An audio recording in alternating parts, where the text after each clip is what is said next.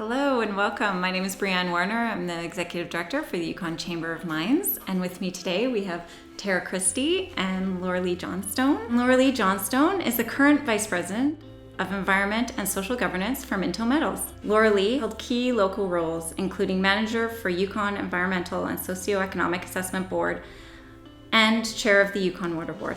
I'd like to start off by having each of you tell us a little about how you started in the mining industry and your journey since. I came into mining by chance, honestly. So I started out in fish and wildlife, also had a passion for the outdoors, knew I wasn't going to be a desk jockey for much of my life. That wasn't going to be suitable. I had a hard time sitting still through school. So, I went wanting to be a field tech and spent some time capturing caribou for about 7 years.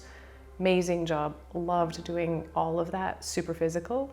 And we moved to Mayo because of my husband's career. And so when I got there, there wasn't a job in my field and there was an opening in the mining lands office. And so I started a job as a mining lands officer. And from there, some really great people were part of the YESA board. This is where Tara and I actually first met. Yeah. She was a board member when I started as the Mayo manager at the designated office. And it was one of those things too, I wasn't confident that that was a good fit, just given, what I'd done to date. I didn't have a lot of EA experience, only a couple of years. But a really great mentor in my life, Ross Leaf, he said, you won't know unless you try.